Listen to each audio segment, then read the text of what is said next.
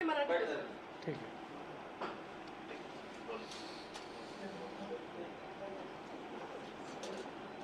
आजच्या या वक्फ बोर्डाच्या 17 तारखेच्या आंदोलन जे जंतर मंतरवर होणार आहे त्या संदर्भात पुण्यात ही पत्रकार परिषद आयोजित करण्यात आलेली आहे.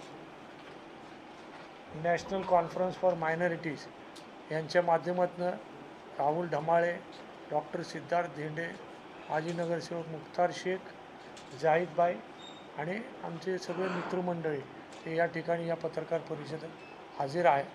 ह्या पत्रकार परिषदेचं निमित्त एवढंच होतं की 17 तारखेचा जो आंदोलन जंतर मंतरवर आहे, पुणे शहर, जिल्हा, पिंपरी चिंचवड या संपूर्ण भागातनं त्या आंदोलनाला या ठिकाणी आपण पाठिंबा देत आहोत. कारण की JCP कमिटीचा जो अहवाल या ठिकाणी जगदंबा पाल यांनी ते पार्लमेंटमध्ये सादर केला आहे तो बायस आहे.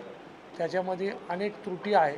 त्यांनी अपोजिशनच्या लोकांचा, विरोधकांचा कुठलाही जे त्यांचे प्रश्न होते ते त्याच्यात त्यांनी घेतलेलं नाही आहे आणि त्या संदर्भात त्यांनी ते स्वतः एकतर्फी ते रिपोर्ट तयार करून पार्लमेंटमध्ये सबमिट केलेलं आहे. पार्लमेंटमध्ये ते पास झालेलं नसून त्याच्या संदर्भात all India Muslim personal law board आणि त्यांचे वेगवेगळे विंग देशभरात हा आंदोलन जंतर मंतरवर करत आहे. तो एक विषय आहे. तसेच महाराष्ट्रातले जे मंत्री आहे ते बेताल वक्तव्य करून या ठिकाणी दोन समाजामध्ये तेढ निर्माण करण्याचं काम करत आहे.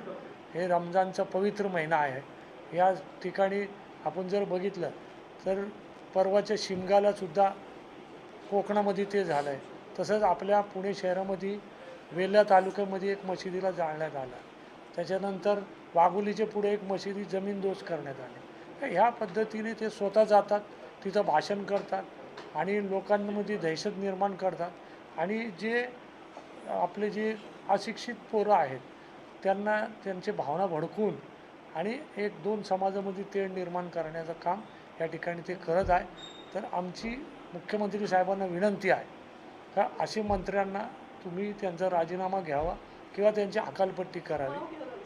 नितेश राणे यांना त्यांची हकालपट्टी करावी अशी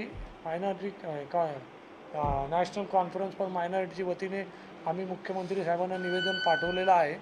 तसेच आम्ही येणाऱ्या रमजान महिन्याच्या नंतर ह्या दोन्ही गोष्टीमध्ये संविधान पद्धतीने मोठा आंदोलन पुणे शहरात आणि जिल्ह्यात आणि पिंपरी चिंचवडमध्ये करणार आहोत.